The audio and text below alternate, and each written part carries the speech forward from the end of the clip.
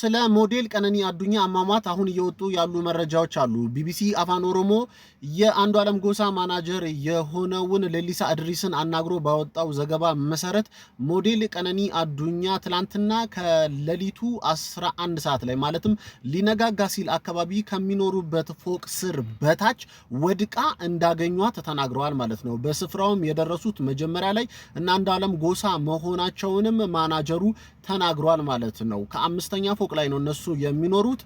ሞዴል ቀነኒ አዱኛ ደግሞ ወድቃ የተገኘችው ከዛ ፎቅ ስር መሬት ላይ እንደሆነ ተናግሯል ማለት ነው። ተጨማሪ ነገር ፖሊስ ምርመራ እያደረገ ይገኛል። የማናጀሩ ቃል የሰጠው ለቢቢሲ አፋን ኦሮሞ ግን በዚህ መልኩ ነው። በተጨማሪነትም እንደተናገረው ከሆነ አንዱዓለም ጎሳና ሞዴል ቀነኒ አዱኛ ሊጋቡ በቅርቡ ቀጠሮ መያዛቸውንም ተናግሮ ነበር።